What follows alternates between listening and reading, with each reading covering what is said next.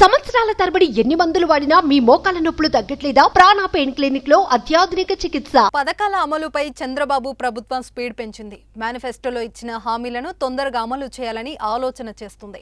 ఇప్పటికే జూలై 1న పెంచిన పెన్షన్లను అందిస్తుండగా ఇటీవల తల్లికి వందనం అమలు మార్గదర్శకాలను విడుదల చేసింది. మిగిలిన పథకాలను కూడా వీలైనంత తొందరగా ప్రజలకు అందించాలని సీఎం చంద్రబాబు భావిస్తున్నారు.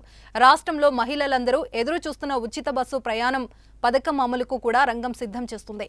ఉచిత బస్సు ప్రయాణ పథకానికి అధికారులు కసరత్తు చేపట్టారు.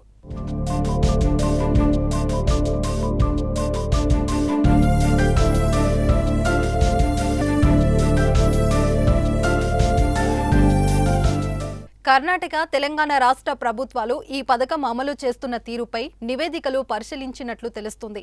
విధి విధానాలు ఏంటి, రోజుకు ఎంతమంది మహిళలు ప్రయాణం చేస్తున్నారు, ఎంత మేర భారం పడుతుంది, అమలులో ఎలాంటి సమస్యలు వస్తున్నాయి, ఆర్థికంగా తీసుకోవాల్సిన చర్యలపైన పూర్తి స్థాయిలో అధికారులు నివేదికలు సిద్ధం చేసినట్లు తెలుస్తుంది. అలాగే ఏ కేటగిరీ బస్సులో అవకాశం కల్పించాలన్నపై దానిపై కూడా చర్చలు జరుగుతున్నాయి.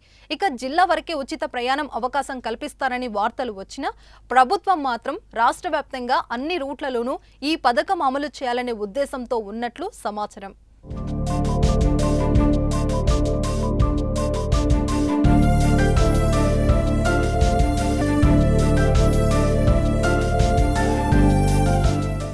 మహిళలకు ఉచిత బస్సు ప్రయాణం కారణంగా తెలంగాణ, కర్ణాటకలో ప్రయాణికులు కిక్కిరిసి ప్రయాణిస్తున్నారు. ఈ క్రమంలో సాధారణ ప్రయాణికులకు ఇబ్బంది కలగడంతో మహిళల మధ్య తీవ్ర వాగ్వాదాలు చోటు చేసుకుంటున్నాయి.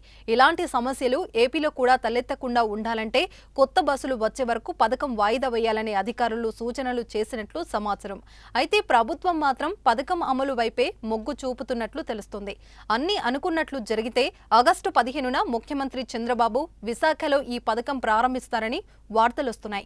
అదే రోజున అన్న క్యాంటీన్లను ప్రారంభించాలని ఇప్పటికే ప్రభుత్వం నిర్ణయించింది. ఈ నెల 16న జరిగే మంత్రివర్గ సమావేశంలో మహిళలకు ఉచిత బస్సు ప్రయాణం పథకం అమలుపై తుది నిర్ణయం తీసుకునే అవకాశం ఉంది.